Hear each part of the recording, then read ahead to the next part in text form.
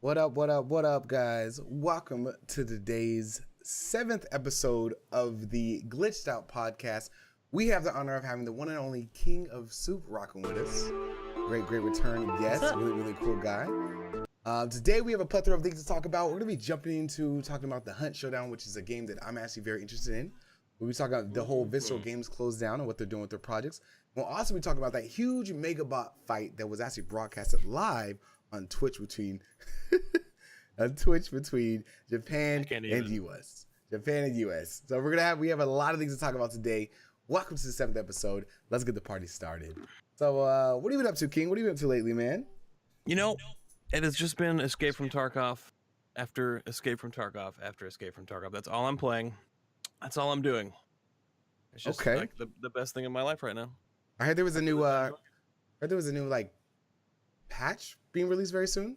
Yes. Okay. So long story short, they've been talking about a patch, and finally, I guess it was Friday, they posted on their forums that they're going to be putting out this big patch with a whole bunch of new guns and updates and bug fixes and all kinds of stuff. Mm-hmm. And they're going to do a wipe, so everybody's characters are going to be cleaned. And so this weekend has been nothing but just crazy raids with machine guns and sniper rifles, and it's been really fun. So actually, people aren't holding on to their stuff anymore. So everybody's been just wilding out, right? Yeah, that's been everybody's like, ridiculous. well, you know, the patch coming, I'm just gonna take my big boy toys and the factors, light everybody up. Exactly. It's been really fun, but that's really all I've been doing is just playing Escape from Tarkov and streaming and having some fun. How about you? I've been doing good, man. I've been lately on this GTA RP binge. I tried a little Armored 3 for a little bit. Had fun, you know, the nostalgia of it. Unfortunately, I jumped on a vanilla unmodded server, public server, and it was had some very interesting interactions. But now you get killed over and over and over. Yeah, pretty much. Hey, stop or die, bang, and that's what happened there. So, but now I'm on GTA RP first, just rolling, man, making a character, taking it slow. Other than that, really not doing anything big on YouTube. Kind of doing steady on Twitch right now. Focusing on the podcast and just things like that. Nice. Yeah. All right, so let's jump into it, man. I know you've been talking about this game. This game is actually made by Crytek using obviously the Cry engine. This game is called Hunt Showdown. I'm pumped. I'm pumped too. It's kind of like I kind of want to bring this up because you were talking about Escape from Tarkov. Yes. This, in my mind, is like a co-op, 5 teams of 2, so 10 players total version of Escape from Tarkov. It's like horror co-op meets Escape from Tarkov. You go in an instance, you're in an instance with people, very hardcore. Once you die, that's it. There's no health regen.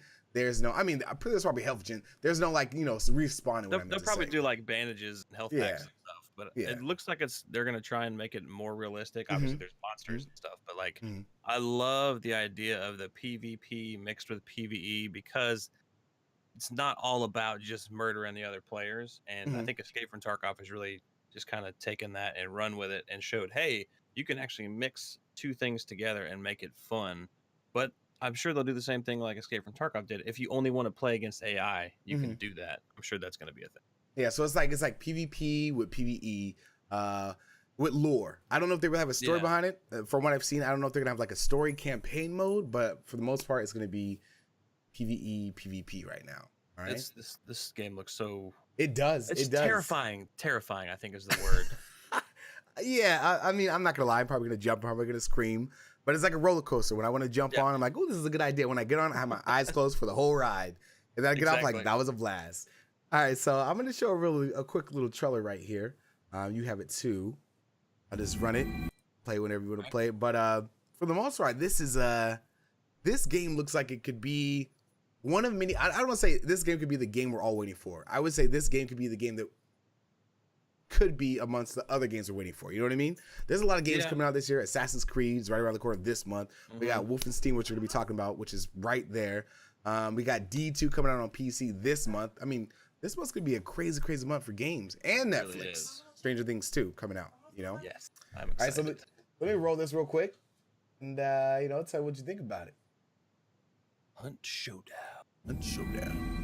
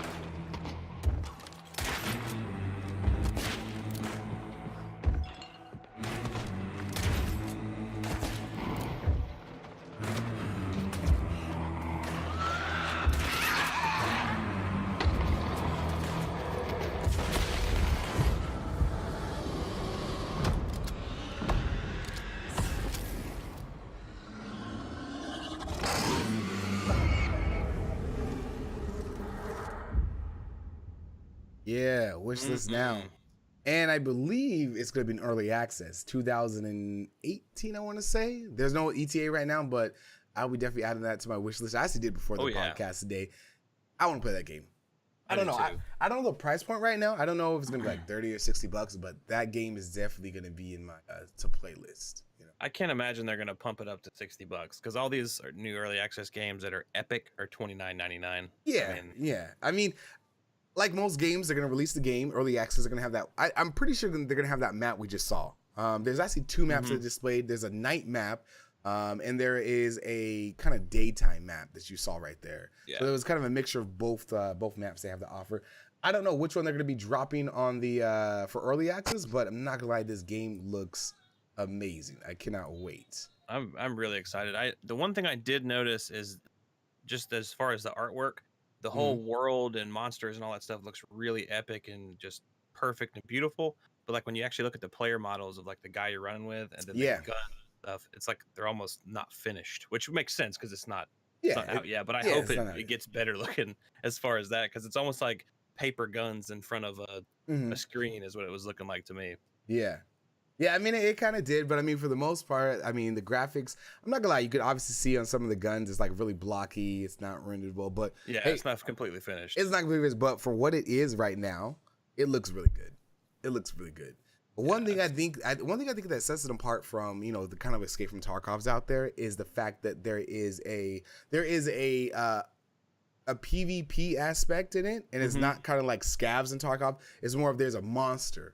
You gotta hunt the monster, a boss. Yeah. So I imagine like, you can either, they give you the options, gameplay wise. You can team with other teams. You can take down this monster and kind of just fight it out between each other. Grab the loot, get out. You know what I mean? You get a little gold to get out. And I don't know as of right now. I haven't seen, but I would hope it has that whole loot aspect where people, you kill someone, they drop their loot. You can pick it up, take it back, and use their inventory later. I wonder if it'll be like the stashes of Escape from Tarkov, or if it'll just be like, Fortnite and all these other games where like you loot in the level, and then if you kill somebody, you can take their loot. But then once the game starts over, everybody's on a safe platform or an even platform. Because it'll be weird doing like a boss fight PvP thing with not necessarily pay to win, but the more you play, the more good stuff you have. That'll be interesting. I wonder which way they'll go with that. Yeah, I'm actually really intrigued about this game. They could I don't know, I'm looking at it, they can go so many different routes with this, They can make this heavily just straight PvE. I mean, from the looks of it, I've been watching a couple of gameplays, and from the looks of it, there is a stealth aspect involved in it. Yeah. And I wonder if they're going to keep that as big of a deal, just because having other teams you're having to worry about, like having that stealth aspect is such a cool thing. And then also just the creepiness and scary landscape that you're in. Like, I mean, in Escape from Tarkov, it's in the daylight. My heart's just pounding. I can't imagine playing this like against monsters and zombies and bro. I mean, I'm not gonna lie. When I first started playing Escape from Tarkov, I jumped and I screamed a lot. So I can imagine. Still do. Like every time I play. Yep. And I think a big point for this game that they need to focus on is audio. Audio makes the whole environment, makes the whole ambiance.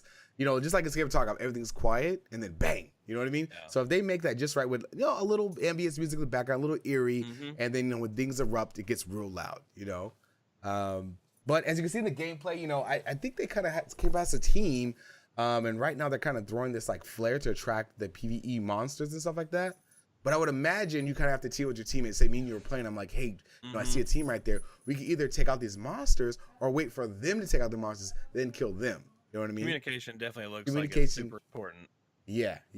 I don't know if it's right now if they're gonna have VoIP going on in this game, but I imagine a lot of people are gonna use TeamSpeak, Discord, Skype to play this game.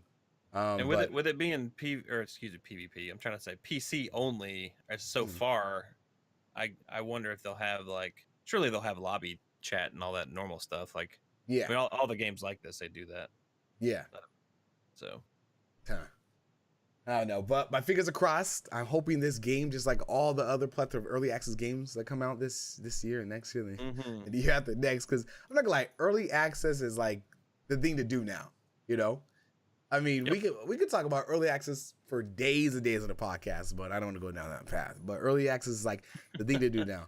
And I kind of feel like developers do it because, I mean, there's like a new game coming out like every single month, you know? Yep. Even a lot of games you don't hear about. Like if you go to Steam right now, you look for early access, there's games I've never even heard about that I kind of scroll through and look by. So it's like, I guess you kind of say like, developers are kind of like, let's get our game in front of the audience as soon as possible to grab their attention, you know? Because it's not back in the olden days, like I'm like, back in my day, you know, where they said, hey, here's a trailer, they dropped the game. It's like, oh, here's the game. You know, they kind of have to. And then you're already hyped and ready for it and waiting. Yeah. But now you have to like, hey, you know, since everybody else is doing early access, I got to do it too, so I can show you if it's any good.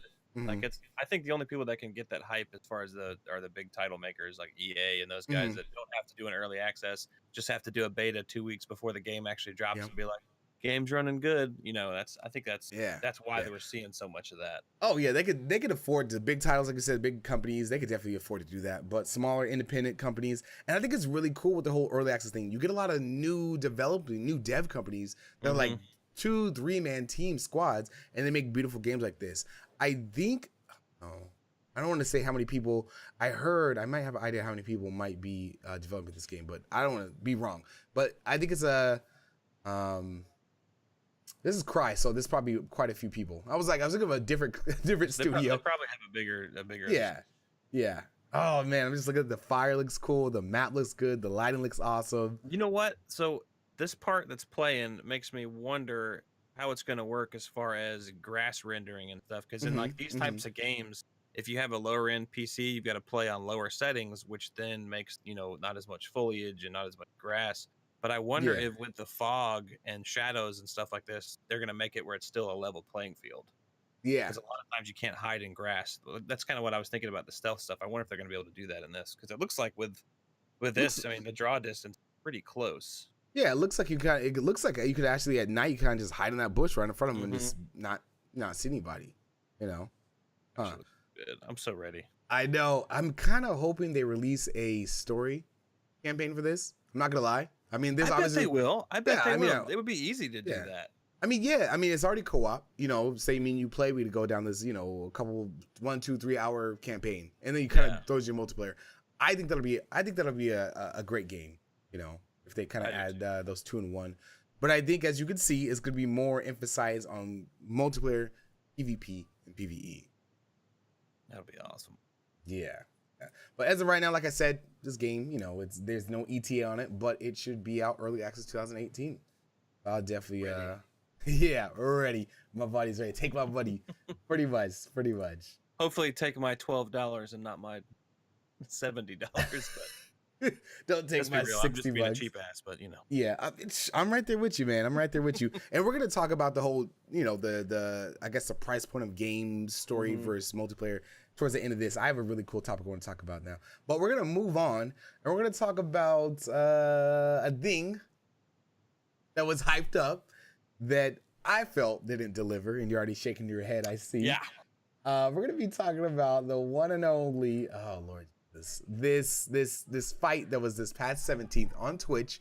Now, don't get me wrong. I think it was really cool that Twitch did live stream this. I don't know. From the top of my head, I don't know if this was on any other websites. I imagine it was live streamed on their website. But this was the whole huge robot epic battle fight between Japan and US. You know, the hype. I mean, they challenged them back in. I believe they challenged them.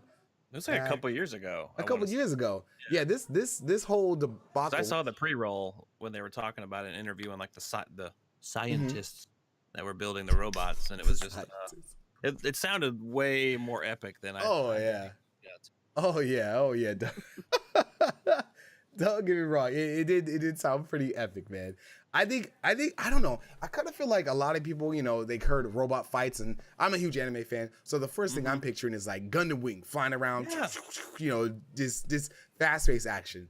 But I think it's not a bulldozer, a bulldozer, and a front end loader, kind of just slowly towards each other, and then one goes doop into the fight. Yeah, I don't know. I feel like we expected more.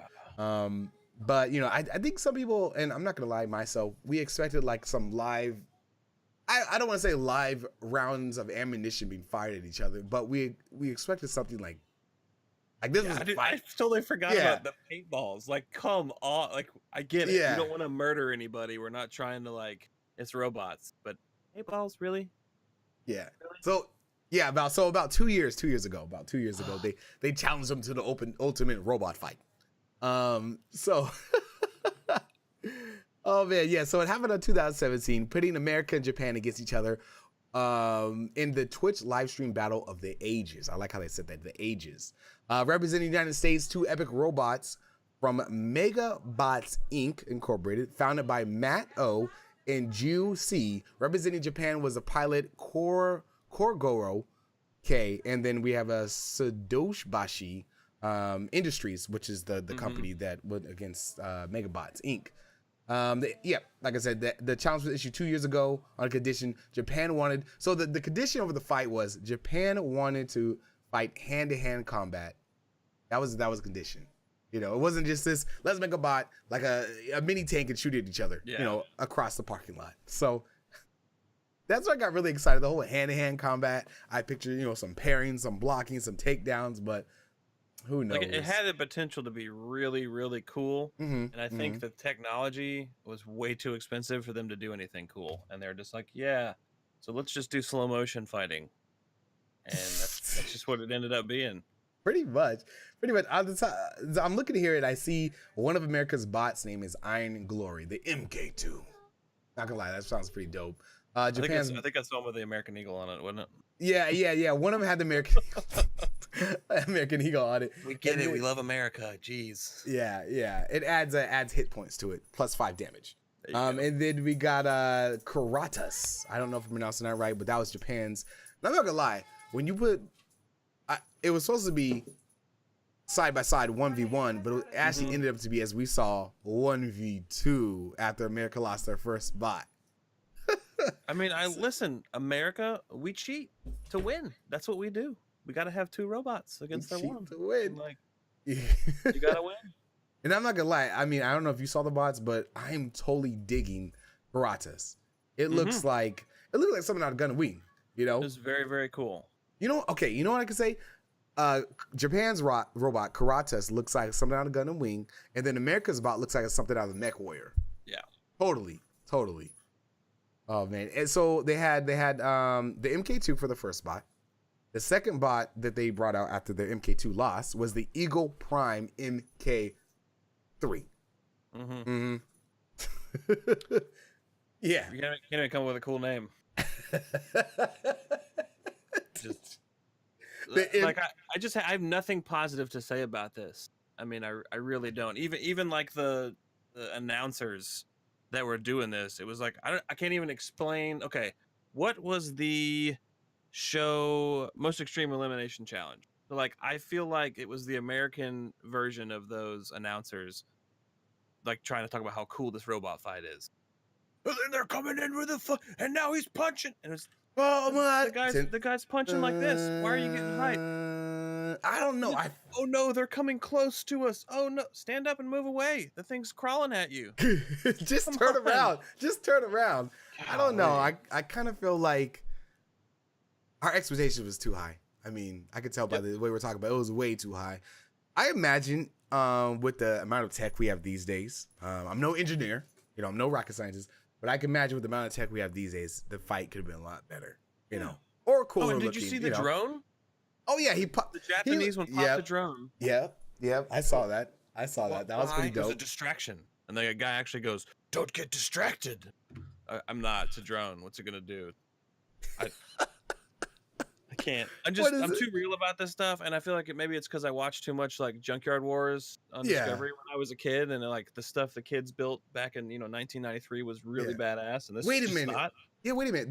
There are. I've actually watched this on television. What is that? There's a league that has robot fights. Oh, you know what I'm talking about? Yes, I can't even. You know, I can't think of it. It's like Robot Wars or something like that. But it's like battles. I don't know. BattleBots. There we go. BattleBots. There we go. Yeah. So that's pretty much. I think that's why my expectations were high, because I used to watch that a little bit, and those bots were amazing. But there's not people in those bots, so I get why we didn't shoot 50 cal ammo at the other robot. But still, I think could have made it cooler. I think if they could rewind back time and they could do it again, I think they should add unmanned drones, just supersized battle bots going to war. That would have been, because that's what it's going to be in the end anyway. No one's going to be flying the nukes to blow everybody up. I mean, we're just going to push a button and like, bye. Yeah, nobody wants to sit inside of a drone when it goes down. Let's make it real. Yeah, that's gonna be pretty crazy. All right, so I'm gonna roll a little video, man, so we can see this high octane action. I'm gonna go take a bathroom break while you do this. All right, man. 16 foot tall when standing, weighs 12 tons, Made me sad. twice as heavy as Iron Glory. And you want to talk about an upgrade? It's 18 times more powerful. 18 from 24 times to 430 horsepower. And don't forget, it's bottom heavy. 60% I'm of also its the weight announcer is for in wrestling. its base. Dude, they should have let me. They should have let me shoutcast for this. I would have done a great Here job. we go. It's just been like, this is And there's lame. the horn. Boo, Karate is boring. moving in, taking cover behind that wall of barrels. This is the best it's ever felt. Eagle Prime gets off. There's the first paintballs. shot, but it looks like it Look at all the breaks up exposed wires. inside the Come barrel. on, like you're just gonna get those all cut up. The second shot is effective, exposing Karatis to another attack. All I can see right now is Japan's bot. How it looks so cool. I'm not gonna lie. Yeah, it really Eagle does. Prime crashes through the barrels. I bet you And I they feel can't like even it feel should have that. been a little That faster robot than it is was, like 12 zooming around, tons. you know? Yeah, like And there's a third shot. make it a little miniature and make it faster. I mean, it's very obvious they tried to make it cool with all Here's the drone. the barrels and. Yeah, the cover. I see it. Don't let it distract you. Don't let it They've distract you. spotted it. Oh, no. They're going to try to knock it out. No, no way, no, And they make no contact way. It's stuck on the cockpit. Look at that. Smoke is pouring out of the drone. Just nod your head, no. It I just can't. You can't tell me that wasn't a cameraman controlling that drone. Oh You know? Lord. Let's block him with the car. Block him with the car. He's coming for him. He's coming for him. Danger zone. Right hook on the top vehicle. I want to know what all those And it switches and comes stuff do behind crashing them. down. Team Well, the switch is Megabots where? is really Like taking in the advantage cockpit of the the American one, 430 there's like a horsepower whole that they row of have. switches That behind I it. don't allows know, them man. to really Probably control just the there to be arena there. with that arm. Aesthetic. Aesthetic. Go around the car a little more. Really clearing it. He's coming for us. Oh, he's about to Eagle haymaker Prime him. Karatis engage in close combat. A big body Hashtag shot slow by motion Karatis. fight. Pretty much. And then I'm just gonna jump forward a little bit, show this epicness. Wait a second. Engine All on. right, the robots now appear to be stuck. Yeah, they got stuck. They actually got stuck by the claw. His claw got stuck in the grill. So this pretty much they reset. They talk about it, you know, how the feel felt good. I felt like I felt like I had a strong first round. I tired out towards the end. But you know, I feel like next round my endurance could be a little better. Prime are basically stuck in fighting terms. They're Endurance stuck sitting in in the a chair. Endurance. Right, it I'm looks gonna like jump they hit forward the E-stop, which to immediately the shut other down both fight. robots. Let's jump forward to anything else. Robots Jump are forward. now reset This is and actually ready. the round two of it. Round two of it. Yeah. Get those arms in the air. Eagle Prime. They got a chainsaw. Here we go. It's like even the chainsaw was slow. Gratis getting into position, turning slightly. And Okay, Eagle I'm not gonna lie, Prime they takes upped the the ante lead. right there. They kind of made me a Knocking over little bit more barrels interested with the that chainsaw. powerful chainsaw. I think the problem is that from my experience in like fields that I've That's worked a in, I can 4 see foot, like what 40 machines they've horsepower taken these chainsaw. things It from. was I'm like, originally that's not gonna designed to work. cut through rock. That's silly. We'll see how Karatis Yeah. attempts It's like to it's all. deal with this I mean, attack. you know, you got. They obviously had to. Yeah, I see what you're saying. That. Yeah, I see what you're saying. Those I just 6 judge things way barrels too can much, I Fire up to think. 2,000 rounds per minute. That could easily take out Eagle Prime's cameras. Every time that like they sped up and smoke went flying everywhere, I got worried that something broke. Like, oh wait, that's just the motor. That's just the motor. I don't know. Maybe if they would have done like, you know, hit points. Like, hey, if you got hit or he punched you, and, you know, those would have been. It would have been that much more better. Prime hits Or like ground acid to fighting corrosive truck. paintballs. It's all coming down. I could Oh, get into that. Yeah, this is. I feel like I'm watching like Godzilla Unloading vs on Kong right Eagle now. Prime, relentlessly. Oh no, not the light set that we put in the way. Yeah, but pretty much. And then he grabs it and he's out spinning around, and then he's trying to block it. But I'm not gonna lie. When you stand back and you kind of lower your expectations, this was actually pretty cool. I mean, Oh yeah. It took some robots, they put them together, and I could imagine, you know, give it 20, 40, 50 years, the way technology is going, and this is actually pretty cool. You know, there goes the chainsaw. He just opened up the dude's paintball. Oh, there goes all his paintballs. But I think unmanned It would be pretty cool, and it'd be a lot more. You could take a lot more risks. Yeah, dude, but that chainsaw is shredding up. Yeah, I'm over here commentating. I'm over here about to commentate. It's shredding up his paintball loader. But yeah, man, I think that's really cool. I think that's really cool that they did this. And kind of step back, Twitch is making more moves. This was exclusively streamed on Twitch. I had no idea about that when they first announced this whole fight. I had no idea. Cool. That's actually really, really cool. I mean, Twitch is like, hey, you know that big robot fight you're about to have? You wanna come on website? There was actually a lot of viewers watching that too. Well, not that I'm admitting to ever having done this, but when the McGregor and what's his face fight, I may or may not have watched a bit of that on Twitch. And while searching for other ones, there was other wrestling like luchador fighting and stuff that I had no idea was on Twitch. It was pretty crazy seeing all the different, really just different non-gaming things that are on Twitch. And there was thousands of people watching luchador fighting. So that was pretty cool. It's neat seeing Twitch really branch out like that. Yeah, dude. I feel like Twitch is gonna be like one day. Twitch is gonna just be like just a network. Twitch network. You know, like Oprah has her own network. Kevin Hart has his own laugh out loud thing going on. It's gonna be Twitch network. I could see Twitch being on television. Honestly, I could see Twitch having his own TV show. Can you imagine that? I mean, it's really close enough to that with smart TVs. You just click on the Twitch app and then boom, it's on your TV. Yeah. Or you can cast from your phone. Yeah. Yeah, but I'm talking about to the point where like you're scrolling through. There's ESPN, ESPN2. There's My Little Pony, Dora the Explorer, OPB, and then you got Twitch TV.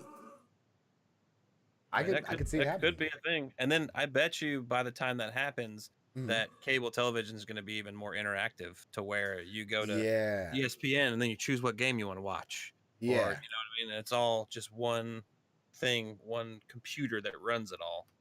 I think that's gonna be cool to see how this all stuff unfolds in the future. Yeah, man. Oh, dude, they're definitely making moves. Well, moving on from that colossal epic fight between the two robots to the death. But no, on the real, that was pretty cool. It was. We're just talking itch about it. And we're gonna move on to a game coming out this month. This is another one of those whammies. Excuse the dogs in the background, that are coming October 27th, boys, 2017. We're going to have Wolfenstein. How do you pronounce it? Wolfenstein? I've always said Wolfenstein. I should have worn my shirt. You have a Wolfenstein shirt? I do have a Wolfenstein shirt. I'm not going to lie. I was talking to you. Did you get a chance to play the first one? See, I didn't play the first one of this style. I'm an OG Wolfenstein player from like the pre-Doom days of Wolfenstein style. Did you ever play any of those? No. I know what you're talking about. The whole pixel ones. Correct. Yeah, that's the Wolfenstein I remember. That's the good old Wolfenstein. Yeah. But I had the pleasure of playing the first one. I think the lure of these games is the over the top actions, the explosions, the destruction. I'm not gonna lie. I like it. I think it's pretty cool. I think it's actually really cool. Really good. It really does. Yeah. And I think people will be pleasantly surprised. As far as I know, has Wolfenstein Wolfenstein ever had a multiplayer mode in it? Back in the day, it did, but it was more of like, kind of Quake Arena style. Like there wasn't like servers; you had to set up your own servers. But it's I would assume the last one had some sort of multiplayer. Yeah. All right. Yeah. All right. Cool. So let's jump into a trailer real quick. You're hitting random buttons. Do this. We're trying to lower my alerts, so we're hitting random buttons right now. All right, so let's do a quick little Wolfenstein. Quick little warning. Rated 18 and above. No, this is there's a lot going on in this game. I don't really want to touch about. Me and you talked about it, but there's a lot going on with this game. Not so much gaming to do with the P word, which we're not going to talk about, which is blows my mind of why people are even losing their mind over this game. But let's run a trailer real quick and it looks like this does not have multiplayer. No, it doesn't. It's campaign single player only. 18. My brothers and sisters of the United States of America, tonight, we, the free people of the resistance, ask you to become one of us. Did you forget? They beat us. They murdered us. They executed us.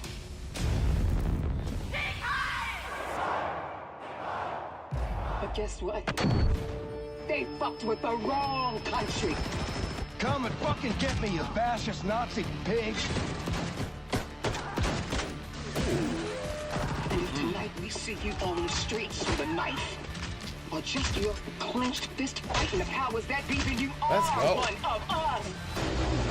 That just looks ridiculous. It looks in a good way. In a good way.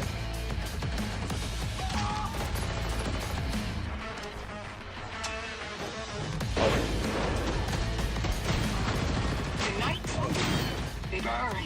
I can't wait. I can't wait. I just love the games like that. They can just be like, let's just make it insane. That just make it over the top. Mm-hmm. It'd be so good. Coming out this month. I think I'm gonna pick this up. I'm gonna go broke. I'm gonna go broke this month. I gotta sell one of my 5 kidneys to get this game. You got plenty.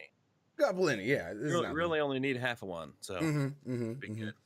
But man, this game actually looks really promising. For a lot of you guys, if you don't know, I guess some people want to know about it. I mean, this game is pretty much leaves off from the first one, and the main character is leading the revolution. So they're going back in it, in the midst of things, trying to get it on. But the graphics look amazing. The graphics look good. Overall, the gameplay looks really smooth, and I think this is gonna be. I think this is gonna be a success. I think this game is gonna be a success. I do too. It feels very. I was gonna say BioShock, but obviously we know why. Yeah. You're right. You're right. As I'm looking at it right now, it's everything is very soft. Everything is smooth. But at the same time, they still do a good job with making it gritty and gory and all that. I love how Bethesda especially is able to create these just massive universes that look beautiful, but at the same time, it still displays the emotion they're wanting to. Like I said, being dirty and gritty, and they just do a great job. They do a great job. This game, they really do. I'm not considering project how many copies are going to sell, but I think there's a lot of people going to be buying this game, and there's going to be a lot of people streaming this game. What day is the 27th? Do you know what day is that? I can check in 5 seconds here. Eeny, meeny, miny. 27th. Friday. It's the 22nd. Friday. Woo! Well, I know what I'm going to be playing Friday, from the 27th. Payday. Yeah, Friday is not payday for me, but Me thank either. you. Not me either. Mine's on the 30th. Oh man. Well, there that goes. Never mind. But hey, you got time? You got time to sell blood?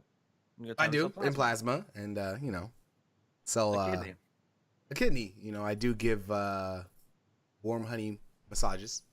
As a side hustle. No, but this game looks really good. Looks really, really good. I'm gonna have fun playing it. It's definitely gonna be touching on some sensitive subjects of the alternate world if the Nazis won, if the KKK was around. Pretty much, if all the big bad things were still there, that's what we're gonna be touching on. I feel like there are gonna be some people playing this game for other reasons, but I think story wise, this game has always been about killing Nazis. That's what this game's always been about. So there's some people out there that got really misconstrued about what's going on with this game and why the studio is pushing this game. But I think it's like, did you not see the first one? Because it's not any different. No, this is the first one. This is the first one. Yeah.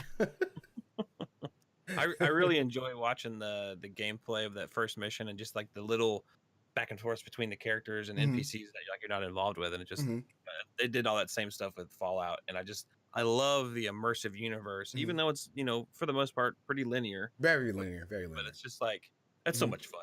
There's hilarious. It's worth the money. I'm sure this is gonna be a full price, game. Oh yeah, it's gonna be rough for some of us, but these are the games I don't mind spending the money on. Yeah, like please please your price point to $45 and I got you for both games. For both games. I imagine there's gonna be a bundle. I imagine Humble Bundle's gonna have something, or someone else is gonna have something. But it's gonna be great, man. This is one of those games where they kind of give you the option of doing stealth, or going loud and proud. I'm going loud and proud. I don't know about you, but there's no stealth until the dude sees you, and then it's all over. And just blow everybody up. That's pretty much how it's gonna go down. Oh yeah, that's pretty much how it's gonna go down. All right, so we're done talking about Wolfenstein. We didn't even say the whole title. The New Colossus. I like that. The new Colossus. We're gonna roll right into something I think a lot of people haven't heard about. Me and you were talking about it. Yeah. EA shutting down Visceral Games. We kind of had a little conversation about it. Visceral Games was actually included in making quite a few games that are very, I would say, hallmark staples, and I guess you would say gaming history. James Bond 007, which I'm pretty sure we've all played. It's the Simpsons game, which I played. Dead Space 1, 2, and 3. And Battlefield Hardline, to name the least that they've actually had a hand in making. The very least. The very least. I did a few articles talking about it, but it seems like we had a conversation. It seems like the reason they're shutting it down is because the Visceral Studios, for most part, their titles are story-based games. Yeah. They were actually making I can't seem to find a name, but they were actually in the midst, Visceral Games was actually in the midst of making a single-player campaign, story-driven Star Wars game. Yeah, and they didn't even have a name for it. It was like Project Richter or something with R or something like that. Something cool. But yeah, I couldn't find the name of that. But let me see if I can find. Looks like they're going to be handing this off. They're going to be handing the main game off to EA Vancouver. And I don't. Yeah, Star Wars universe. Yeah, it says our Visceral Studios has been developing an action adventure title set in the Star Wars universe. Patrick says they will be handing this off to another company. They're talking about the reconstruction of the game. It's gonna turn out well. But I guess let's just jump into. I saw a lot of talk about what's going on and why they're shutting down their studios on Twitter. I mean, yeah, this is a big thing. This company laying off their employees is inevitable. But it's kind of something that me and you were talking about. Multiplayer games versus story-driven games. Well, it's definitely felt like, just from the Twitter, people's opinions are, the EA statement was just a really fluffy statement of like, don't worry, guys, we're still keeping everybody. And it's just the PR moves that you're having to do. But everybody knows EA. EA wants this right here. They want some more money. What's popular? Not story games right now. Yep. That's true. And I mean, I'm not their CEO, so I don't know what they're thinking, but it looks like they're taking a step back to focus more on multiplayer games. Because I mean, we were talking about price point. Who really wants to pay $60 for a campaign game? A game you're gonna play one time through, and that's it. Yeah. I mean, multiplayer games are taking over. I mean, there's a huge replayability value out of all of them. You can play with friends. You can play it over and over. Yeah. I mean, for instance, what we got: Battlefield 1, Call of Duty. You got a bunch of BR games, H1Z1, Pug, for instance, coming out. So, I mean, where do you still feel like there's a market for single player games? I think there is, but I don't think the price points is where you're gonna win them over on. Because, like you said, you're not gonna want to spend the $60 for a game that has very low replayability, but you can spend half the price for all these other multiplayer games that have tons and tons of replayability. Yeah. And it just makes me wonder if they're trying to figure out a way to bring in microtransactions but still kind of have the same genre of game that they're doing. Yeah. But it sounds like that particular game, they're still completely going to change the structure of it. Now it's not even going to be story based anymore. Yeah. So what do you have? Aren't there really just a few genres of games, unless you're going to do like a trivia game? Which, yeah, right. They're gonna make a Star Wars. Now that I say that, though, Star Wars trivia game could be pretty fun. You should hit EA up, man. Get a couple dollars out of it, because they're like, legal reasons we can't really. Oh, we already had that. We were already developing that. Yeah. And in the background you hear, hey, write that down. Scribbling, writing it down. Get a few bucks out of that. I mean, EA just wants money. I mean, that's all it is.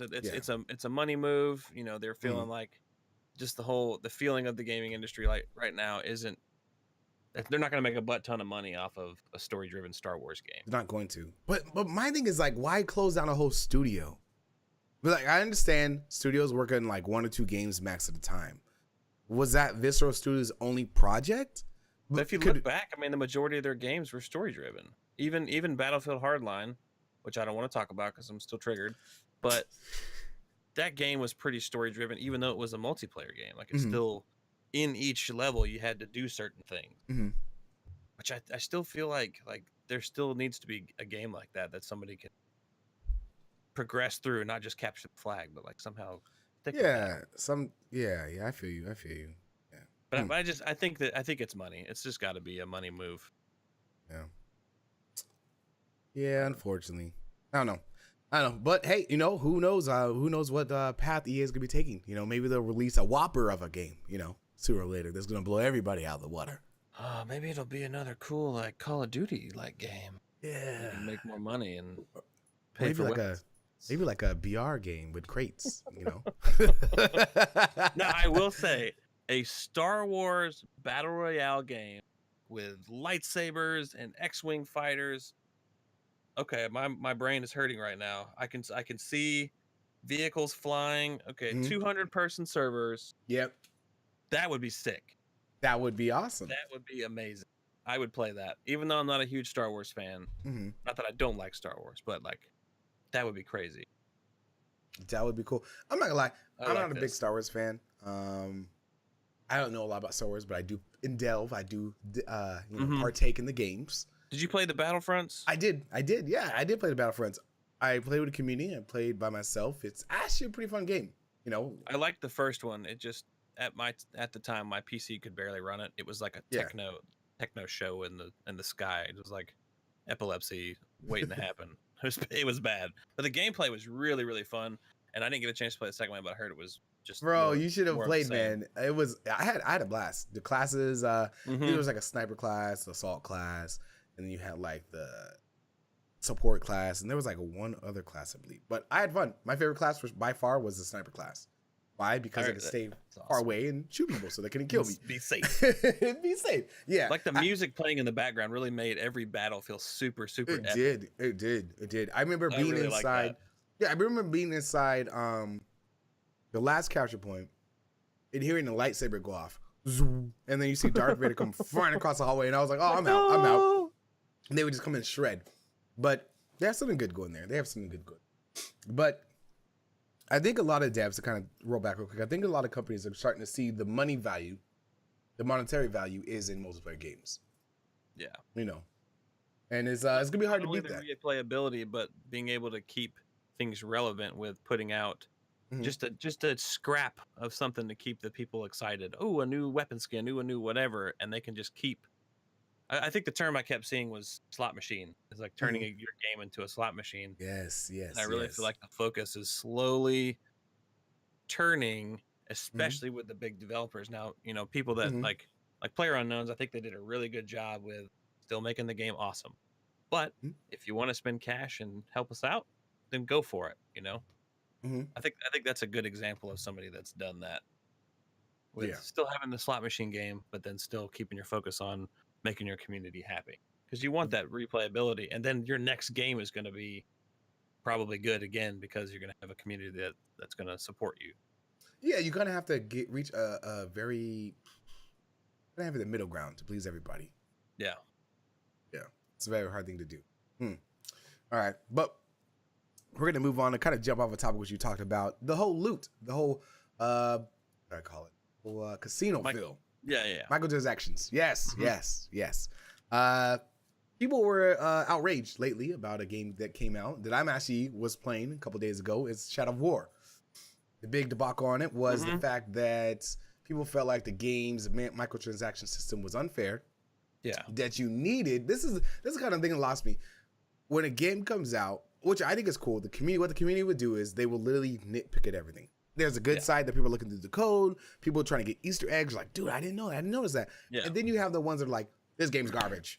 Microtransactions is going to be ruined. And I'm not going to lie. We talked about it on the podcast. Yeah. And I said, hey, I'm going to keep my opinion open.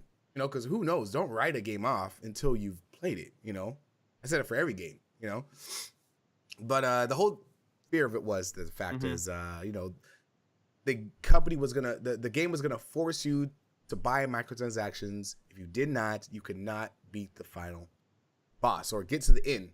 It was just too hard. It was just too hard. Now, I spoke to, I think, Cletus on Twitter, and I was doing a couple research. And actually, which is pretty cool, you have the option to, the way they made the game is you have the option to either you buy them, which gives you better orcs. Obviously, it helps you, it gives you ease, throughout the game, makes it a little easier. Yeah. A little easier, not a lot. And obviously you get help beating the final boss of the story about it. It's not required. It's optional. You know, I don't think any game out there should ever make it required to buy microtransactions, you know, to buy the crates, to buy the loots, you know? Yeah. But there's I heard like 2K18s make you do that, 2K17, I don't know. There's a whole thing about that. But like you said, I see more companies shift. Like they're forcing you to buy downloads to like continue? No, not so much to make your, I guess, their path easier. You know what I mean? Yeah. Get that a chance, because you don't buy a loot crate and be like, all right, I got this. Or you buy a loot crate in the hopes of getting, you know what I mean? It's like gambling, you know, and a lot of people like the whole loot thing, as we've seen in Overwatch, you know, for sure. Absolutely. All right. So I want to talk about something which I think a lot of people didn't know about. I kind of stumbled across this article about Blizzard and Activision. Activision, somebody did a little investigating. They found that Activision had a pending patent. They didn't activate it. They didn't carry it through with exploitation of microtransactions. This was back in like 2015 when they like submitted the paperwork for it. Yeah, It's been a while. Yeah, yeah. The way they were gonna do this, and I'm pretty sure other companies probably are thinking about doing the same thing, because microtransactions equals more money, you know. So you want to get the most out of it. You don't want to just get money off the top of selling a copy. You want a single player, and that's what I'm saying. That makes sense, because with multiplayer games, you get the constant revenue. You know, people are playing the game, people are buying, you know, the items in the game to use them. For a story game, nobody ever thinks of microtransactions with a single player campaign, the same, you know, universe, and it's like, it's pretty crazy. But what they were doing was they were using it, so matchmaking in a multiplayer game. Say you just bought like a AR-15 with a red dot scope, you know. And then, you know, you're thrown in a match. They made it so new players or lower level tier players would be thrown in the match with you because you have better gear, would inevitably drive them to, you know, upgrade their gear. You know, say you're playing with him, you're getting just mopped. You're getting mopped. So what does that guy have? He has the new AR-15 Mark II XY. You're like, why don't I go buy it? You know, so that was their patent. They never carried through with it. But it says right there, early Tuesday reported on a patent. Yeah, patent application that Activision first filed with the U.S. Patent and Trademark Office in 2015 and was granted October 17th. The title of it was System and Method of Driving Transactions in Multiplayer Video Games. So it was very clear what they wanted to do. The patent's brief description offers a pretty good summary of what they want to do. The guy says, for instance, the system may match a more expert marquee player with a junior player, lower level, to encourage the junior player to make game-related purchases, microtransactions, of items processed used by the marquee player. The junior player may wish to emulate the marquee player, the high-level player, by obtaining the weapons or other items used by the high-level player. In other words, the system is built to prioritize matchmaking in such a way that somebody who has gotten cool in a game, you know, items is more likely to match up with someone who hasn't. So someone who has not bought that weapon might see somebody come across the path and just level everybody out, like I said, and be like, want to buy that. I mean, what do you think about it? Do you think that's sneaky? Do you think it's shady? Do you think it's like, it's not that bad? I mean, they're not really, you know, inhibiting the gameplay. You know, what do you think about that? Well, I think it gets a little ridiculous, because the whole point of matchmaking is to match similar players to your play style, your skill level. At least that's how it's been for years and years and years. Now, there's going to be points where, you know, you just happen to play really well that day, so you're going to stomp everybody, or vice versa. They're going to stomp you. But the whole point of matchmaking is to make it a level playing field where everybody can have fun and enjoy the game. That was the whole reason behind that. And especially when it gets to a competitive aspect of that, if you're playing Counter-Strike, are they going to start, you know, matching you up with people who have, you know, $400 knives? Yeah.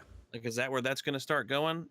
Especially, like I said, in a competitive aspect where you have ranking systems that put you in the same skill level. Like, I don't think that they're going to be that stupid to go along that way, especially now that the information is out there and everybody knows that they're doing this. What I think is unbelievable is that the application was put in 2015. Nobody heard about it until their application got granted in 2017. And, you know, they put out this big thing that was like, whoa. You know, we haven't implemented this in anything yet. Well, yeah, it wasn't legal until a few days ago. So guess what? Everything that comes out from now on, I guarantee you they're going to drop that stuff in unless there's just this huge outcry, which there needs to be because, okay, I love Counter-Strike. I play Counter-Strike. If I see somebody that has a cool knife, I wish I had a knife. Like, that's true. It's already there. You don't need to put me into a game where I'm the only dude that doesn't have a knife. It's not going to make me want, I don't know, maybe I'm a little bit more mature, but it's not going to make me want to have the knife anymore. Yeah. But if it comes down to a pay to win thing, which again, that's a whole nother subject that we were just talking about, you know, putting me in games where people are stomping my butt because their guns are better, that's when it's really going to get nasty. It's going to be a big negative thing that ruins everything. And microtransactions are already a touchy subject with everybody. And you're really getting to where these game developers, no one's going to trust them anymore if they start doing the shady stuff. I mean, that's crazy. That's what I was thinking. The patent got, you know, it went through, it got accepted, whatever. How do we know that it's not active, you know? That's true because, you know, technically they're just trying to get the patent for that. And they're not saying whether it's legal to use or not. So that's true. I mean, it could be totally going on right now. And that makes me angry. That's just, it's shady. You need to be upfront about, I don't know. It just feels like too much manipulation on something that's a video game that's supposed to be fun. I understand it's a business. Yeah. But whatever. It's I think it comes down to a morality thing of where it does. Oh my gosh, that's just crazy. It does. Like I'm not a business myself. You delve in, you know, eBay and stuff like that, so you know probably more about it. But it kind of feels like gaming companies look at us like we're like I mean, we are consumers, but we're like no-brainer consumers. We're just like zombies, and they're like, look at this, shiny. And we're like, oh, I like that, you know? And there are those companies out there that, you know, value our opinions and do hold morals to a higher standard and, you know, do value what the community says. I don't want to bag against EA, but EA, from what I've seen, doesn't really do that. As far as you say, do you trust EA more where they're not money hungry? It's just, no, I'm saying EA is money hungry. Oh, okay. I was like, yeah. No, you're like, wait a minute. Hold on. Gee, come on. What are you sponsored? # ad. Yeah, for real. No, I think that all these big, huge companies, it's very obvious that they want to poop out as many games as they can. They want to wring out that game as long as they can and get that last cent from mommy and daddy's credit card. Yeah. From a business aspect, I totally get it. But I'm hoping that there's going to be this point where we reach this mountain and people go, you know what? I'm over it. I'm done. No more Call of Duty. No more Battlefield. No more any of these huge games that are bleeding us dry. Let's go back to the old school indie developers with 3 guys creating games. Yep. Let's give them our money. Let's help them out, you know, and I think we're being shown right now with games like Battlegrounds, Escape from Tarkov. I was gonna say Fortnite. I guess it's not an example of one, but like there is great content coming out with these small companies, and we really just need to support them because clearly the big guys right now are just worrying about the money and trying to trick us into spending more money. Yep. And I think somebody said that in chat about, you know, they want to go back to the OG days, you know, where the companies, you know, they hold on. Hey. Where they made, sorry about the dogs, the ground. Where they made games, a solid game, they finished it from point A to point B in DLC or anything I guess addition to it is, you know, an addition to the game. Not just, hey, wait a minute, I feel like that should have been in the game. You know what I mean? You know what some companies try to do? Yeah. Well, I think that's gone away with early access a little bit though, because when you get early access, the majority of those you get everything, and then DLC comes out after the game is fully finished. Like and implemented. Yeah. And a lot of those have some sort of like, you know, refund policy where if it's you're not happy with your purchase, you can get your money back. Yeah, I mean that's pretty much it. I mean, Lord knows. I mean, like somebody said, the gaming industry is gonna be around forever. It's not gonna fail. It's not gonna dwindle.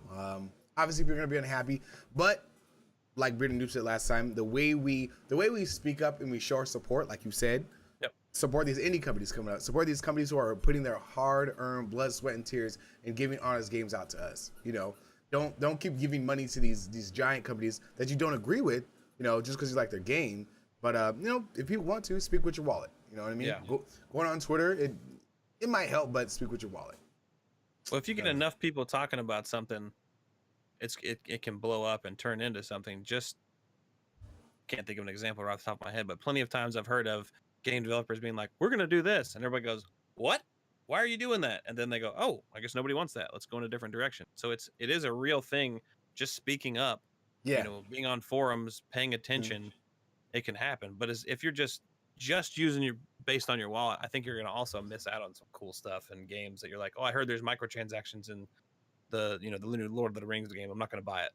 Well, you don't know you don't even know at that point what it's all about. So I think we need to be careful with that as well. But when people start talking about going back to the OG days of games, I'm sorry, I don't want to have a broken game. You know, there's one glitch that somebody found out. Yeah. You're like, "Oh, sorry. Game's finished. We're not going to do anything else for it." Too OG. That's too OG. We would like OG with patches. You know, OG with patches. There we go.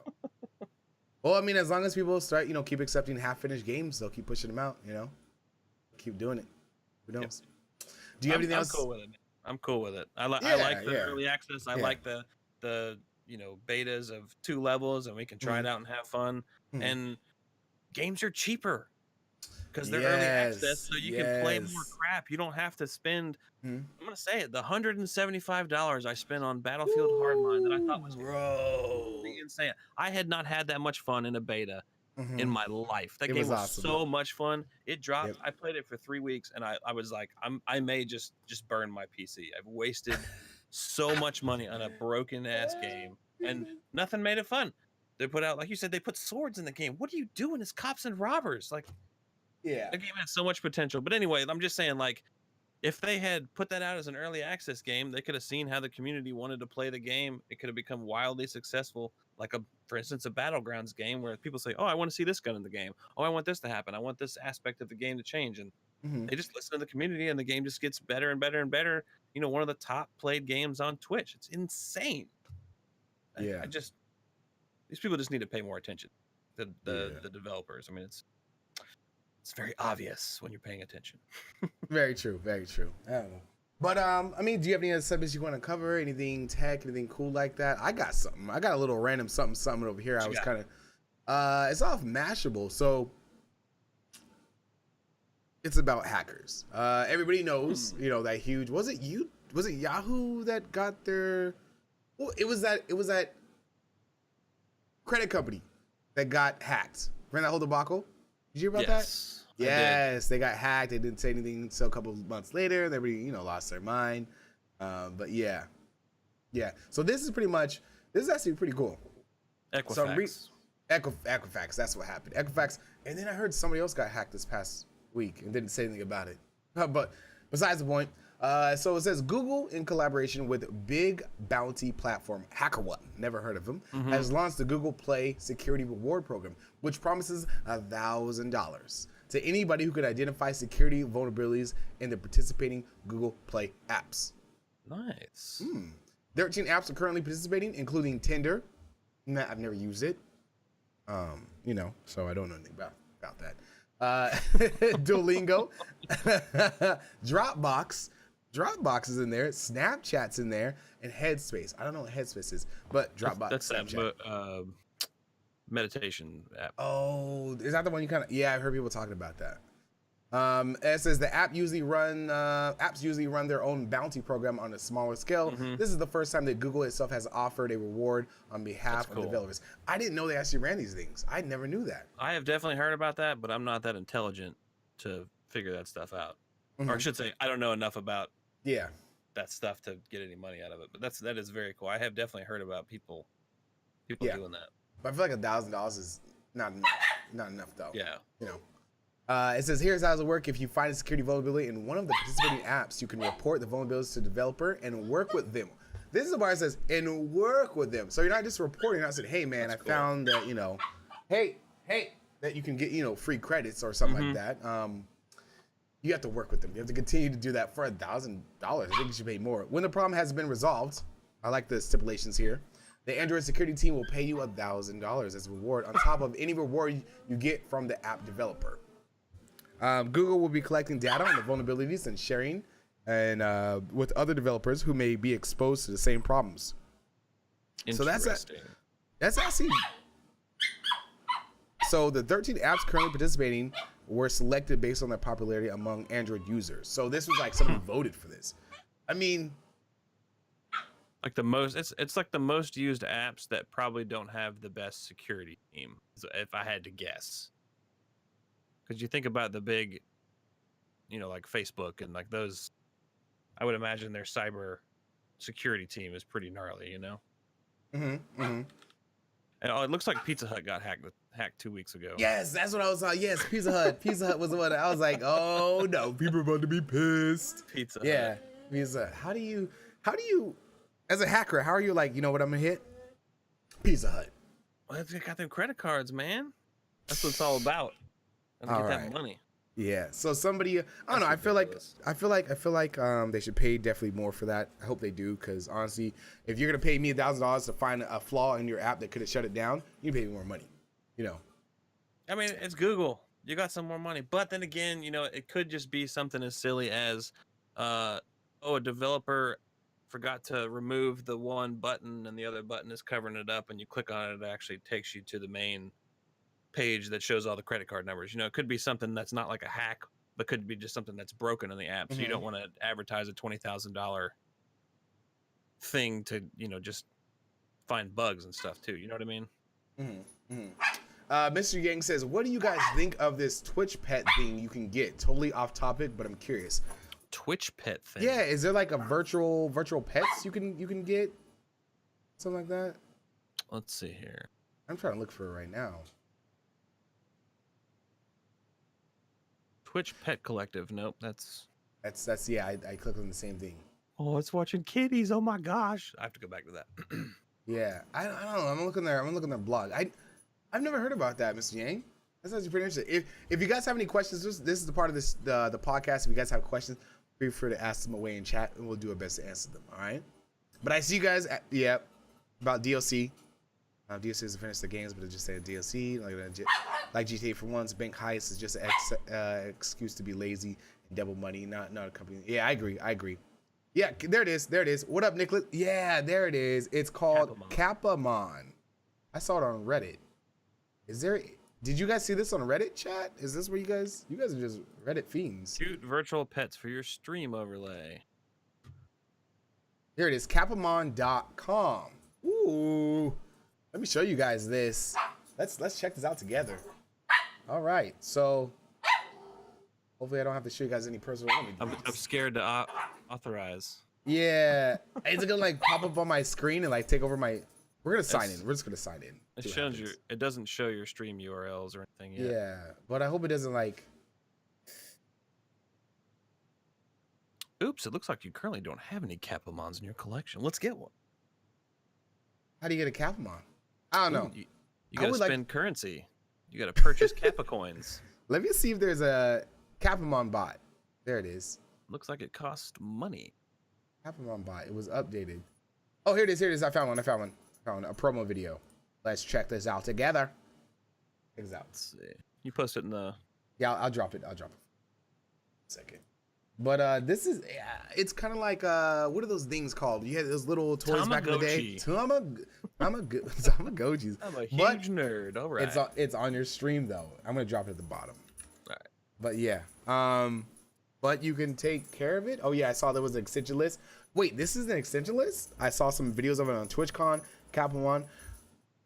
Oh, also King, are you gonna be going to TwitchCon next year? I am probably not, unless some craziness happens and we blow up. But probably not. I want to go. I didn't go this year because I'm saving to go to January to Hawaii. But I do want to go to TwitchCon. It looked, as I see on Twitter, some people had a good time. Some people didn't. I don't know. But every year it looks amazing. I would love to go to TwitchCon and E3. Yeah. All right, let's run this. I'm going to click play.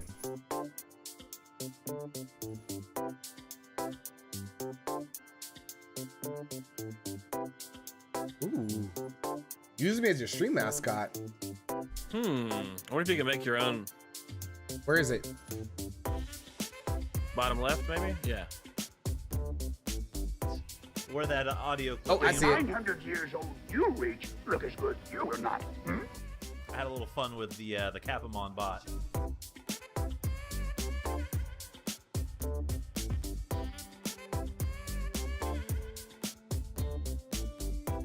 Whoa. Oh, Maybe it just add greets. some sushi. It greets people that That's kind of cool. Oh, it says hi to everybody that comes in chat. I don't know about that feature. Especially when you have like 2,000 people watching. Hi, hi, hi, hi, hi. I'm sure there's settings. Yeah. So it looks like a bot that's actually on your screen. That's kind of cool. Yeah, it's like an overlay. Right now I'm using Snowball for now. There it is. I think that's. I'm not gonna lie. That's, I think it's pretty cool.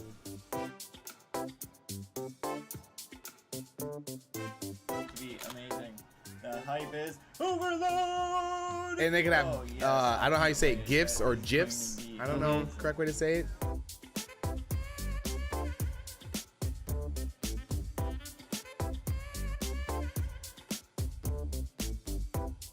I wonder if they're doing this because of the other streaming platforms are doing cool stuff like this.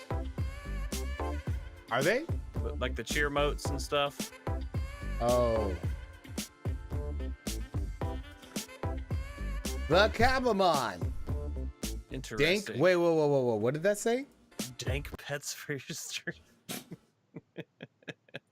I can't, man. What's a good adjective we could use? How about dank? You know, like dank weed. You know, dank. Yeah, that sounds good because that's not the first thing that pops into my head. There was something we were talking. Oh, I think the last podcast we were talking about Twitch's. I almost said Twitch's paraphernalia. No, Twitch's. What is it? They're retail. They're selling like shirts and stuff. And what was it? Then they said have a dope. It was a dope. No, was it? It wasn't dope hoodie.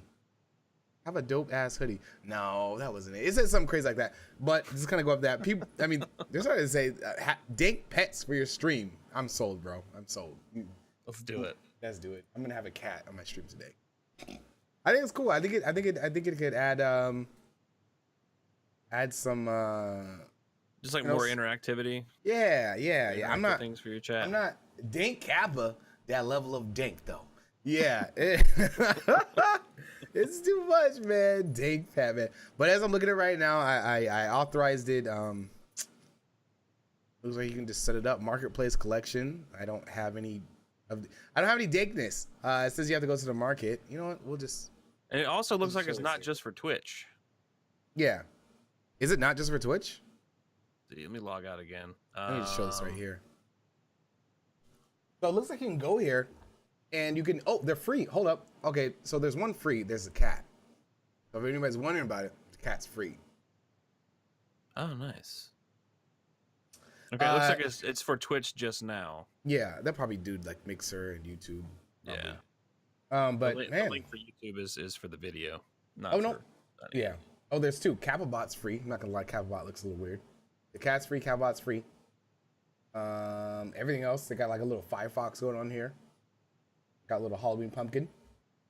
I don't know how you get the points though, but I mean, you gotta buy them. You gotta microtransactions. Yes, for 500 Kappa coins, $20. What? I'm not paying the. No way. So, I mean, this is to each their own. To each their own. So it's $20 for one pet, and all the streamers you saw in the video were given these pets to show you because there's no way. The cat's free. The cat and the robot's free. That's all you saw. Yeah, so they use the free bots. But you can set it up to greet. You can set it up to trigger a song. You can set it up for subs, resubs, and cheers. I think this would take place of your banner. You know what I mean? Because I don't want to have the cat saying stuff and then your banner's up top saying stuff. You know? Yeah. I don't know. I think that'll add something cool to people's stream. I think it could clean up an overlay because you could get rid of the most. Because like I know a lot of people have like as soon as something happens it pops up. You know, you could just have your pet do that and make it a little cleaner. Yeah, and they got Little Kappa husky World. dog. It's really cute. Yeah, just a bunch of stuff. But yeah, the Twitch is making moves, man. man. I feel about this. They got Tamagotchis all over the place too. Man, they're just taking over. But yeah, man, thank you for bringing that up in chat. We had you just blew our mind. We had no idea about the Kappa bots or whatever. Oh my gosh. Oh man. But yeah, if you guys have any questions for me to ask, I'm not gonna lie, I've covered everything. You've covered everything. I mean, we did pretty good. An hour and a half. I mean, I like it. We covered a lot of stuff today. We talked about the Hunt Showdown. We talked about the epic Megabots showdown between Japan. I feel good about what we talked about of trying to keep everything a little bit more concise and on topic. I feel like we can cover a lot more in a shorter amount of time. Yes, yes. It's not quantity, it's quality, right? Yes, absolutely. And I just want to say again, the Hunt Showdown looks so good. Oh, I can't wait to throw money at that. I hope it delivers everything that I want, because the PvP with the PvE mixed together really could just be epic, especially just in that gritty horror. Oh, it's just hoping and praying. I feel like there's gonna be a lot of betrayals coming up on my part. Not gonna lie, probably gonna use my teammate as bait, and then they're like, "G, I'm gonna be gone. You can be that ghost. I want to know a little bit more about, like, because I read that when you die, that you can still like participate. So I wonder if you can use your telepathy or like some kind of magic. I think like maybe spectate. I don't know. Maybe it's gonna be cool. Maybe you can make your own. I don't know. Maybe adding customization to those like Tamagotchi bots would. I'm not gonna lie. I'm not gonna have that on my stream. You don't want a little cute tiger with a top hat? I'm good. Sure? I'm good. Unless chat riots or something like that. For everybody, it would be neat if you could create your own, and then have it. Because you could have your, whatever your mascot would be for a stream, and you could create that. That'd be neat. That would be interesting. That'd be very interesting. Yeah, I don't know, but yeah, I mean, we've covered everything. King, do a quick shout out of when you stream, what platform, what you're doing right now, and where people can find you. All right. Well, I am King of Soup. I'm on youtube.com/King of Soup. I stream there, and I also stream on Mixer, and it is usually Friday night and Saturday night. But I put out regular content. I try and do a couple of videos a week on YouTube, and that is where I'm at and what I'm doing. So something just popped in my head about YouTube. Yes. Okay. We're not done yet. Let me. Okay. No. I know where you're going with this. It's fine. You know where I'm going with this. Let me. Excuse me. But it's just. Where's YouTube going? Where are they headed with this? In the garbage, I feel. Every single week, like when it first started happening, I was like, it's not that bad. The room's on fire. The room's on fire. There's like a little fire in the corner. Not that bad. Let's dump some whiskey on it. Let's dump some whiskey and some rum on the fire. And then it's like, oh, it's getting a little bigger. Let's just have some s'mores with graham crackers with it. This is good. We can survive this. We'll survive. And now it seems like it's hitting everybody. And you told me something before the podcast. What did you tell me? Now to monetize a video, you have to. Well, so long story short, we've talked about this a couple times, and I said that I hadn't been affected by this, and I knew it was just going to be a matter of time before I was. And Saturday morning, I was looking at my videos, and I got hit with that yellow dollar sign, which that says your videos are not suitable for all monetization. So they're not going to all the different ads, which really means it's just not monetized. That's really it's not going to happen. Yeah. So I was like, okay, cool. It's fine. I've got a little over 500 videos on my channel. I'm just going to manually go through and click all these and submit a review so I can get, the remonetized. And it had a little pop-up that said, sorry, your video didn't receive 1,000 views in the last 7 days, so we're not going to even review it. Isn't that messed up? I'm not going to lie. My videos get like an average of 300 views, like in a week or so. But 1,000? I feel like, wait. 1,000. Did you say to review? Just to review it. That's messed up. Now, I could understand the whole, you have to have 1,000 views on your video to monetize. That means people like it. It's worth the money. They're not just throwing money at anything. But to the point where you get to where you have to just review, just say, hey, you know what? Whoa, YouTube, you messed up. My video's cool. Can you please look at it and take another look, and hopefully you give me my money, my AdSense for it. But you have to have views to do it. Yeah, well, the problem is that the majority of your videos are going to get the most of your revenue in the first like couple days, really the first week. So that's why, obviously that's why they're doing the 7 days. But I still think there's a point to where if you're going to do that, just make it where you can't monetize until you hit 1,000 views. Now, I don't want any more regulations. Yeah. Don't get me wrong, but just it's really messed up. And it's really just, they're saying it's too much trouble for us to review all of these, videos that we demonetize for no reason. We don't want to spend any more money on staff to do we have to. No. We're just going to screw over our whole community. I'm so lost, man. I mean, you got Philip DeFranco being hit. You got the one of the, what's his name? Casey Neistat being hit. You got a lot of people being hit.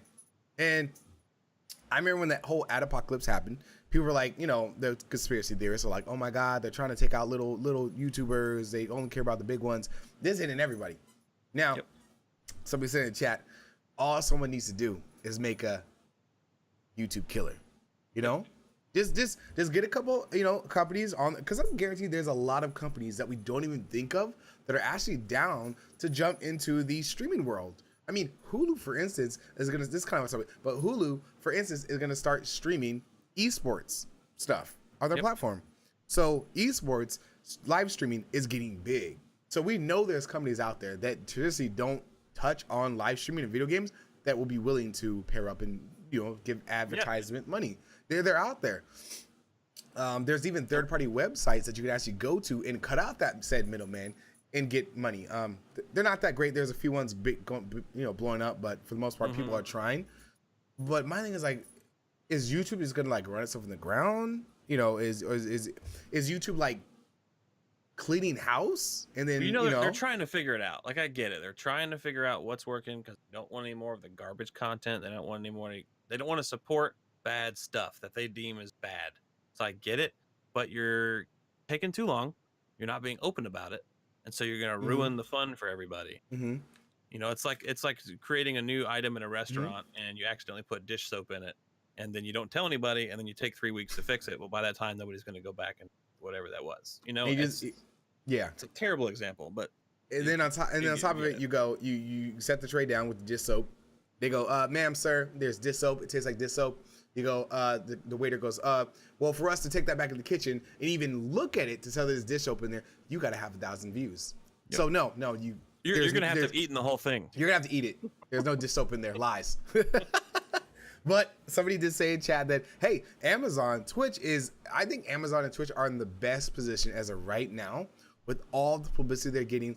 TwitchCon just going down right now. Twitch Amazon's gonna murder everybody. Amazon could literally just make a platform. I don't think they should call it, I don't know. I'm not a marketing specialist, but I don't think they should call it Twitch bids. They would have to make, they would have to call it something else, but it would be like Video Now or something like that. Video Now. Where is this section? There is actually, they do have something. They do have something. Check this out. I'll show you guys on my page. I'll drop it on the, but you can see stream. But you know about this, King. When you go to your Twitch profile, you can go to uploads. There's in your settings, uploads is in beta right now. That means you can actually make a video, a song, anything. I think it's just a video, not a song. Sorry, guys. But you can make a video, a montage. Just like say you made a video on Escape from Tarkov, how to play the game. You could actually drag and drop it on your profile. And there are a lot of YouTubers doing that, but I think that the quality isn't as good. It just doesn't have the parameters. They don't have the server set up to really take over YouTube. But I mean, it's freaking Amazon. They're just going to be like, oh, wow, look at this. Here's $1 billion towards all that. It's not going to be that hard for someone to take out YouTube, I don't think, or at least to compete like Pepsi and Coke, and it's just going to get to where people like Pepsi more than Coke or Coke more than Pepsi. Yeah. There's going to be tons of money to be made in that. Yeah, so I think it's going to do nothing but help us out. Oh yeah, but Twitch is definitely thinking about it. But how would Twitch even drive traffic to? Because Twitch is all about live streaming. How would they drive traffic to your edited videos? You know what I mean? I don't know. You run pre-roll on YouTube videos and pay for advertising and go, YouTube sucks right now. Why don't you come over to Twitch where we're going to pay you advertising dollars and not steal all your content? Bam. So I'm there. But somebody made a comment as something about Philip DeFranco. For Philip DeFranco, I mean, you know who Philip DeFranco is. Dude's big. He delivers the news in your face. It's not family friendly, not gonna lie. But I don't wanna go with that. But there needs to be advertisers that are willing to invest and give ad money or revenue to people that's not so family friendly, like mature content, should I say? You know what I'm saying? Like it shouldn't be. And we're talking about like 16 and over. We're not talking about like triple X title stuff. We're talking. No. I think it just. I think the people that are buying ad space, you know, the big companies, need to understand where their money is going towards and what's happening. And I think that YouTube needs to be clear about what is considered good and bad content. And that's what they're. None of this is going to get fixed. All these ideas are fantastic, but YouTube's just going to have to be open and tell us this is okay, this is not okay. Like that is the answer, because all these other things we want to do, that's great. I love the ideas, but until YouTube says these are the parameters, like we really can't change anything. Yeah, like please YouTube, like all they would have to do and just say, hey, here are the guidelines. You need to do this, you need to do this. Because I feel like the whole 1,000 views in a month to be reviewed is a new thing they dropped in there. Never heard of that. And you know that they got 10 billion review offers or requests in like 2 days. That's why they did it. Let me bring up something. YouTube. Let me play the devil's advocate real quick. Nobody hate me for this. YouTube has been really, if you go on their Twitter, they've been really pushing mainstream shows like Ellen DeGeneres. Ellen DeGeneres, every other, they're really pushing, like, you know, they're pushing people that are already have a foundation. They already have stardom. They already have money. They already have advertisers, you know, freaking out to get to them. You know, they're pushing. It look. I mean, I'm looking at their Twitter, and that's all I see. You know, Ellen DeGeneres, Oprah Winfrey, which is nothing wrong with them. I love Ellen DeGeneres and Oprah, but it seems like I said, I'm playing devil's advocate. It seems like YouTube is going more mainstream and playing the safe game, which I'm not gonna lie. Yep. If you do promote Ellen DeGeneres, no, I doubt anybody's gonna be offended. You know. Well, it's like looking at the trending page. What videos are trending? Jimmy Kimmel and Chevy ad, and then like the things that are trending are not really trending. It's such a joke when you look at the trending page. It'll never be, you know, the big YouTubers dropping this amazing content that is getting millions of views. For the most part, those aren't going to go on the trending page. And even Casey Neistat himself is going, I'm on the trending page almost every week. It's fantastic. Thank you so much. I don't know why, because there's all these other, you know, creators making neat stuff that's better than mine, or is different, or gets more traction than mine. It's just weird. But I think I get YouTube's transition into the more mainstream stuff like you were talking about. It's a money thing. They're a business, whatever. That's what I'm saying. Maybe YouTube needs to split and be like, hey, YouTube TV or you know, YouTube Pro, and then perfect it's just idea. Nothing but the people that are over however many views, and then you have us little guys still trying to scratch around and make it. Yeah, I don't know. I kind of feel like the gap on YouTube is getting bigger and bigger for small time YouTubers. You know, like me and you and pretty much everybody else out there. It's becoming harder and harder to get there with these roadblocks in your way. Like, how do you want somebody to go full time on YouTube if you don't give them any ad revenue? You know, there's even a lot of people. And all the people that did go full time, like I told you, a streamer I was talking to earlier said that his revenue was about $2,200 a month. You can live on $2,200 a month in some areas of the country, but then as soon as the adpocalypse happened, it dropped to $400 a month. Yeah, that is crazy. Let's go get a job. Good luck. I mean, that's nuts. Look, like that must suck so much to be like, you know what, I'm doing great. My videos are getting, my videos are doing great. I'm getting ad revenue, and don't get me wrong, there are YouTubers. There is more than one way to live off making videos. It's not just ad revenue. You get company sponsorships. You get, all that. There's other ways. It's not just AdSense, but AdSense does play a big part in it too. But that would hurt me to the soul to be good, to be set on YouTube, and all of a sudden there's all these roadblocks, and then my channel get hit, and then I'm like, what do I do? Yep. And you know what everybody's doing? Coming to Twitch, going to Mixer. It's crazy, man. Crazy. I know. But I'm nice and triggered. Thanks. Thank you. No problem, man. That was my goal. By the end of the podcast, make King triggered. Perfect. You've done a great job. You're welcome, man. I don't know. I think everybody, even people on Twitch and Mixer, are just watching this giant of YouTube just shoot themselves in the foot. Is that the right terminology? Pretty much. It's gonna get better, but it'll never be like it was. Oh yeah. One day it's gonna get better, but it'll never be that YouTube. People will. I imagine. You know, if they say, "Hey guys, April Fools," or "Hey, we fixed our stuff. Come back." People will go back, but I think people will view YouTube a lot differently. You know, it's never gonna be the same of where you could get a start on YouTube and work hard. Yeah. Sorry, King. Sorry for bringing that up. King's like one tier, and Jesus has wept. But hey, man. Podcast, man. Yeah, it was a great podcast, dude. I'm glad you like it, man. I enjoy having you on here, and we'll definitely do this down the road. Absolutely. But we will be taking next weekend, guys. Little announcement. Well, I don't know if you know, it's King. I will be moving to a new place. Ooh, I did not know that. What is it? An IRL stream? No. I'll be moving to a new spot next week, and having my own office, and I'm gonna try to make a podcast set. So awesome. Yeah, really cool things coming. But it'll be getting better. But IRL, there's a whole IRL debacle that's gone down at TwitchCon. I want to talk about next week. Have you been? You know what I'm saying? The whole IRL. Oh Lord. There's some IRL drama going at TwitchCon, and people are losing their mind over it. But I don't know. I'm sure. Yes, I'm sure. But hey, man, like you said, you stream every Friday, Saturday, Friday night, and Saturday night. If you guys want to find him, I will be so happy to drop his. You know what? I'll drop your stuff in chat. Sweet, thanks, man.